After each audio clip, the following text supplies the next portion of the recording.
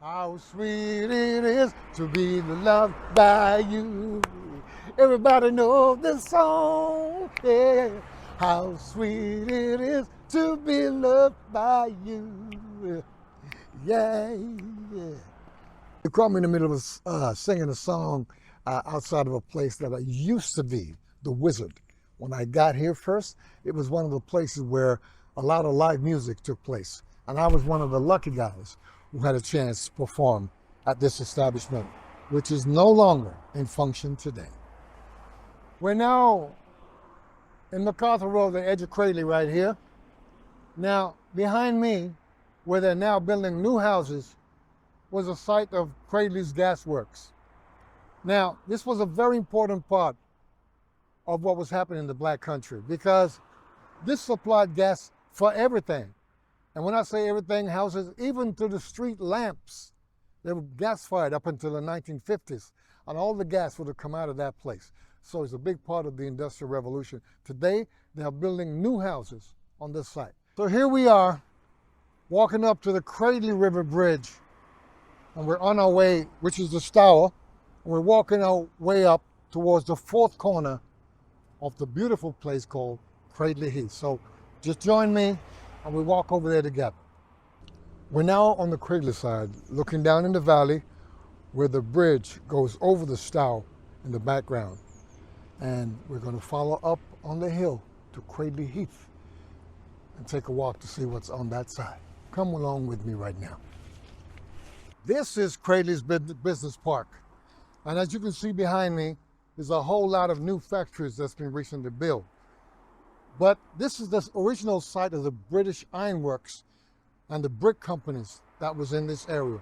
So right now, things are moving on into a positive change. Follow me. We have just walked up the bottom of Overend Road on the big white crossing here to Corngreaves Road, and the river Stour goes underneath the road here down the valley of the backside right there. So right where I'm standing used to be a fort back in the day. And it was kind of like that for a long time. So a guy called James Atwood came and built a bridge in 1800. We know that because in the foundations of this very bridge, his initials are right there. So I'm hoping that the next bridge in Cradley, Vegas will have Bobby Wood's name on it. You ought to all support me for that. A bridge with my own name on it. Man, I could cross over 10 times a day. I am standing here at Corngreaves Hall, of course in Cradley, Vegas, built by the Atwood family in 1790. It's been here for a long time, man. This place looked real hot. I understand they want me to come and have some dinner with them. So I'm about ready to go and eat, all dressed for summer.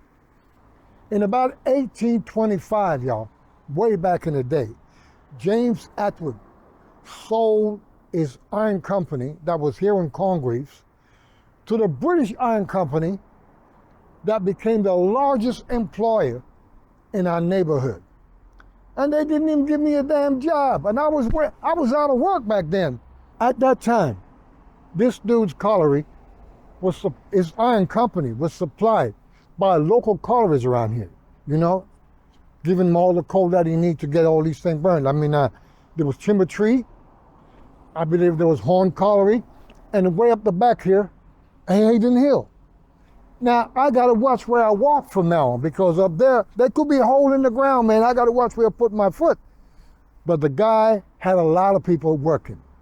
Up until 1893, when you looked across Bars Road, which was then called Pigs Lane, you would have seen tubs of coal being pulled down, going straight on underneath the street, across the side of the road, before the company got broke.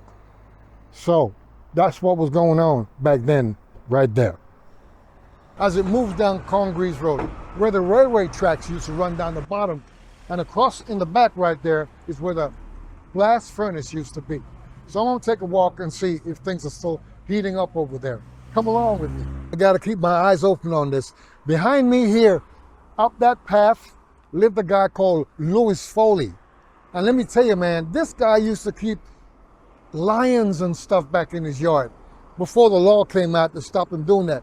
You pass here about 30 years ago and you look up, there'd be a fully grown lion coming at your ass like that. So Pam, what is it like living here in Louis Foley's old house? Well, it was different. When we came here first, all that side there was all knocked down. Right. And my husband rebuilt it. All right. And we made it into a big workshop for when my husband was alive, but he's now passed away. Yeah, but the thing, what I want to know is that, was there anything left of these lions? Was there any chains, any like nothing? Nothing. No. But it still has to have a good feel of to live in a famous place. That window there. That window right there. At the back there. This part here used to go straight up to the window. There was no walkway there. All right. So it used to go straight up to the back window so the lions could look through. Wow. And there was the scratches claw marks on the windows. Well, can you imagine? Can you imagine you're making breakfast for your husband, and that lion come out there and want to steal the bacon or something? That gotta be crazy. Yeah. I mean, he came back before he died. There was a film crew wanted to come and take a look at it. And look at it, and they did come. They took a few videos and that. But it was never put on. It was for a children's program they were going to do. Well, I would like for you to walk me to the shed, to the door of the shed where this man used to. Can we take a walk together? Yeah. Let's take a look up there. All this wasn't here. Yes. So that was the door. Is this the original door? Kind of like. Not quite sure now. I think my husband put that one on. All right. Can you bring? Yeah. Can you come close? Yeah. So guys, this is Pam, and I'm telling you, she's a lion charmer herself. She lives in the house. This is the shed. This is the door. The lions were right behind this place, man, and the window down there where they could come and take a look. I hope you don't hear them roaring every now and then, do you? No. No, everything's gone quiet now. The dog's well, there. really good. Thank you, Pam, so much. That's Thank you very much. Okay, just past Louis Foley's house where the lion's at, and I'm still worried about lion coming at me, is the last remaining footpath. This wall goes back way up to the top by Lewis's house. Now what used to happen, there was no road. And this footpath was built because all of this was mud and people would get splashed up and covered in stuff like that. So the higher footpath was to keep pedestrians out of the way. So right now, I'm gonna make a move. I don't wanna stay here for too long. And behind me right here, as you can see, is the relics of the old Corngreaves trading estate. It's where this bend meets into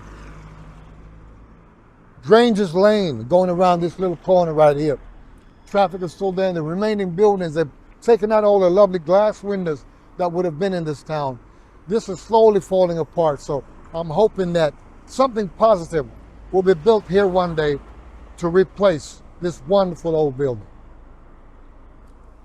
Behind me in the building back there is the weighbridge where trucks used to go be weighed for the Corngreaves trading estate. And on the corner right here is the way leading down to the other trading estate that was right in the neighborhood as we go along the corner. This building behind me is the actual office of the weighbridge for the Corngreaves trading estate. These few remains of the old buildings from back in the day.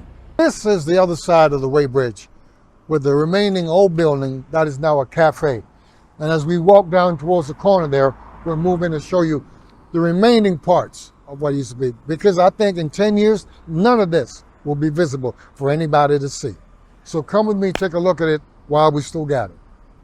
You got it? Okay.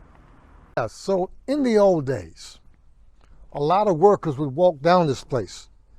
And behind me here, where things are overgrown right now, would have been the entrance to the Brickworks. A whole lot of people would be coming down there in the mornings. I wish I was there to grab me some breakfast when it was done. As you can see from this old photographs, houses, terrace houses were on both sides of the road here, all the way back up to Five Ways. And Joe Mellon used to live across the road right there. This is one of the last metal bashing companies as you can hear in the background. Now, this has been replaced because those little houses I told you about was been replaced by this building coming up this road here. How much longer this is going to be there, we don't know, but this is the last company. It wakes you up in the morning, man. It spoils your breakfast. But, you know, things have got to go on in Cradley. That's what they call progress.